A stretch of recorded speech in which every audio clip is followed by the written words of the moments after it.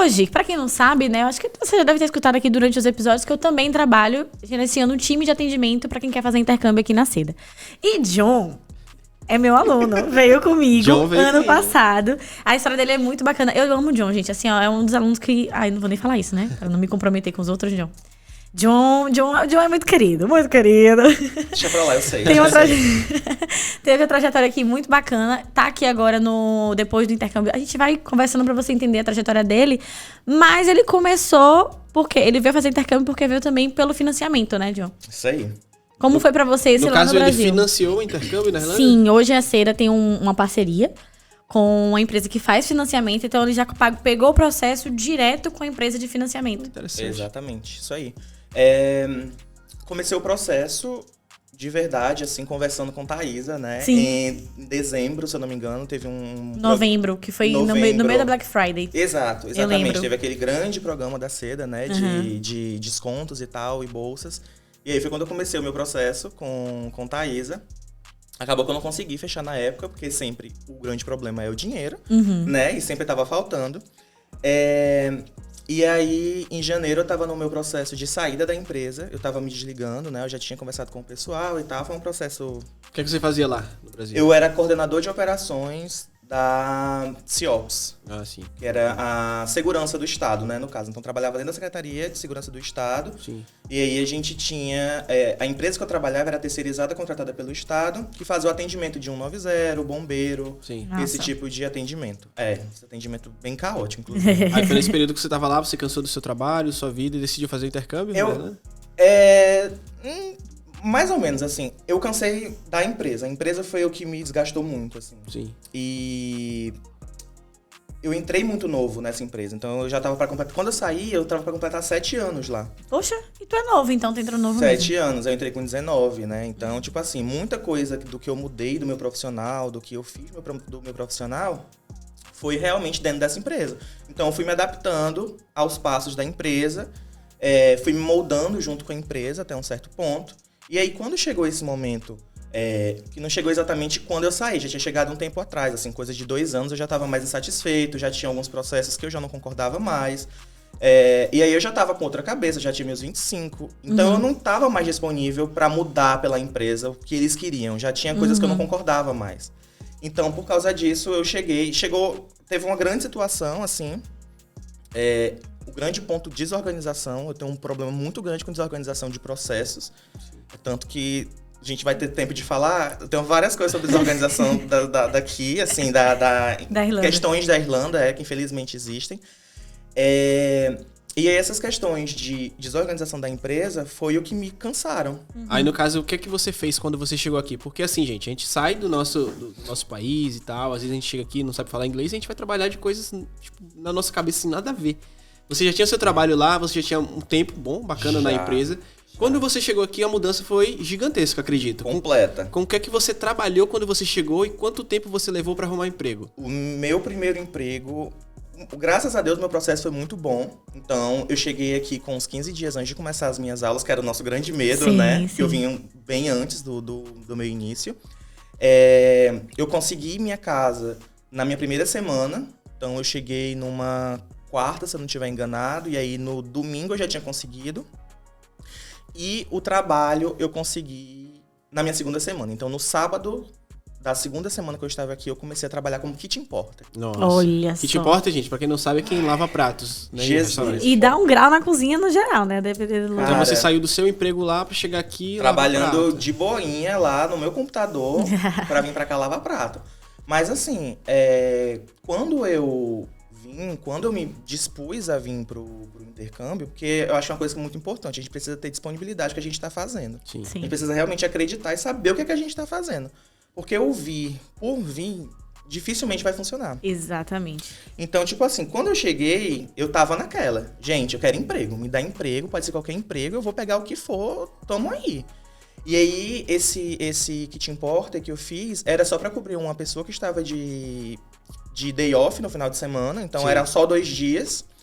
E aí acabou que eu fui, o chefe gostou de mim, e aí acabei ficando. Eles contrataram, já existiam 2 KPs lá, e aí eu fiquei como a terceira pessoa pra ficar pro serviço do KP, que era um restaurante, assim, caótico. Quanto você ganhava lá?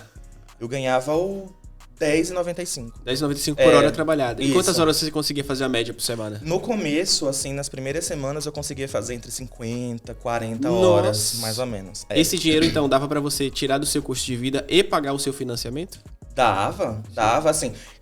Quando eu cheguei aqui, algumas parcelas eu ainda estava pagando com o seguro-desemprego do Brasil. Boa. E aí, quando eu comecei a pagar realmente as minhas parcelas, foi em agosto. E aí foi justamente nesse período que eu já estava lá no KP. E era tranquilo, assim. Porque a Irlanda, quando eu cheguei aqui, e que isso é a grande coisa, eu abri o celular, assim, liguei o celular para colocar o chip, a primeira notícia foi: Irlanda é o país mais caro da União Europeia.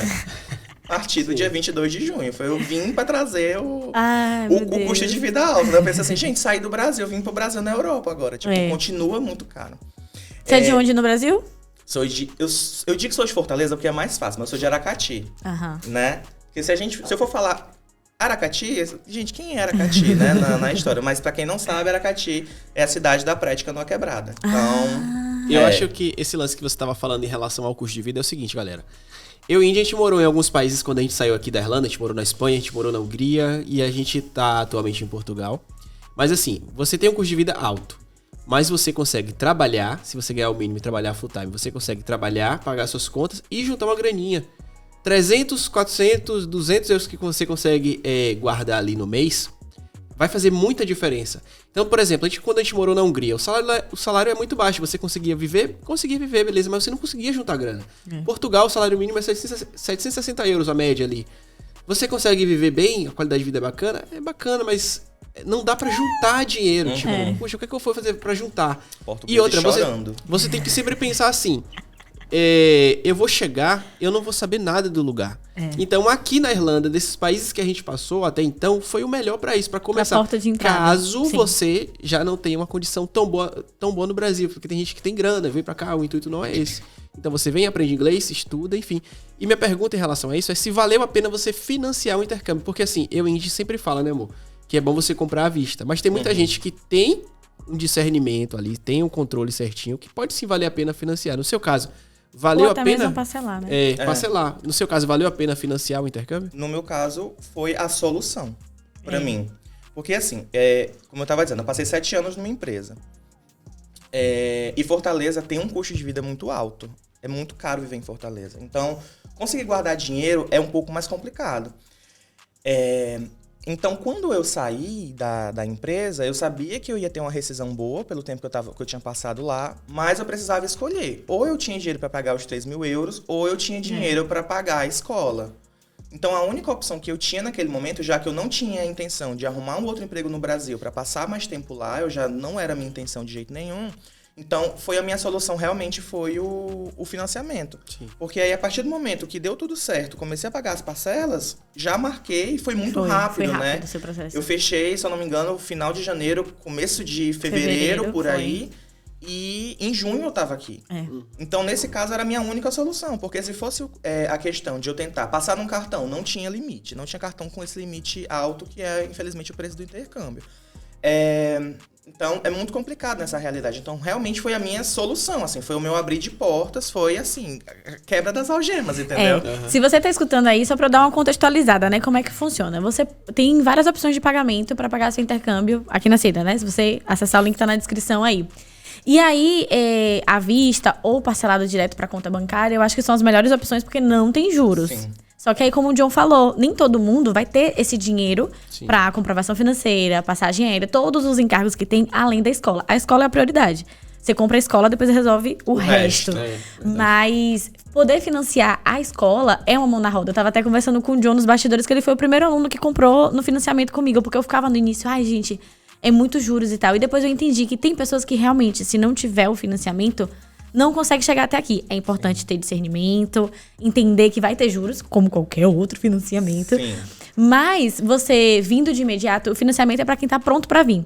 E quem, John tava pronto pra vir. planejamento financeiro também, né? Sim, John tava pronto pra vir. A gente já tava conversando há um tempo, ele já tinha pesquisado, tava olhando, a gente deu a possibilidade pra ele. E ele já estava pronto para vir. Então vale a pena, porque a gente estava conversando, a sua parcela dá em torno de 200 euros por mês, que você Isso. continua pagando no Brasil Isso. o boleto todo mês, 1.000 e poucos reais. Então ele tá pagando e foi o meio dele conseguir chegar até aqui. Então nesse caso, se você se planejou e tudo mais, olha, não tenho como, mas eu tenho 3.000 euros aqui. Provavelmente a rescisão do trabalho. Foi exatamente. A rescisão do trabalho eu paguei o que eu precisava pagar, comprei minha passagem Sim. e os 3.000.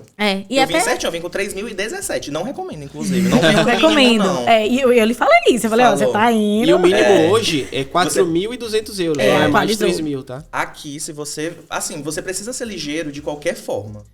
Irlanda não é lugar pra você dormir. Não dá pra você ver a chance passando e você não agarrar. John, porque ela você- não vai passar de novo. Você falou tudo. muito, você falou tudo aí, sabe? Porque todo mundo pergunta, vocês morariam aí de novo? Eu moraria, mas com dinheiro, Sim. confortável. Sim. A Sem fase a loucura.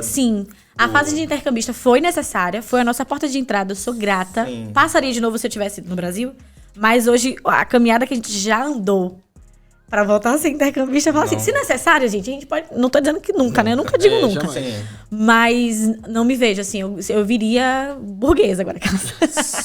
Então. Ou estudando, né? Fazendo uma faculdade, uma pós-graduação, um mestrado. Sim. Porque tudo depende da fase que você tá. Até eu e a Indy gosta sempre de falar isso. Poxa, beleza, eu não tô fazendo isso agora, mas eu não tô dizendo que eu nunca faria. Sim. Porque é depender da fase que você tá. Porque eu acho que você nunca pensou assim, poxa, um dia eu vou lavar prato no restaurante. sabe? Nunca, assim. E antes de vir, eu acho que isso é muito importante. Você tem que vir de cabeça aberta. Você precisa vir de cabeça aberta. A menos que você tenha quem pague alguma coisa pra você no Brasil. Sim. É lógico, é fácil, o cálculo é fácil. Se você não tem dinheiro do Brasil, você não tem escolha aqui. Então, tipo assim, é você por você mesmo. Principalmente, eu acho que é um processo de amadurecimento muito bom pra quem tá saindo da casa dos pais e vindo direto pra cá, que não foi minha realidade, porque eu já morava só há 8 anos. Sim. Então, tipo assim, eu já sabia o que é que eu precisava fazer. Claro que tudo de... Aquele igual, mas com tudo diferente da mesma forma. Sim. Mas o passo a passo ali, o caminho das pedras, eu já sabia mais ou menos. Então eu já sabia que não adiantava esperar por ninguém, porque não vai acontecer. Você vai ter pessoas aqui que vão te ajudar, que vão te dar a mão. Você vai encontrar anjos assim, aqui na sua vida, mas é você por você. Tem muita gente assim, digo por indicações até de emprego mesmo. Aqui é muito bom, a indicação de emprego é o que resolve a sua vida. Às vezes você vai aplicar e você só vai receber a mensagem automática, assim, ó, não foi selecionado.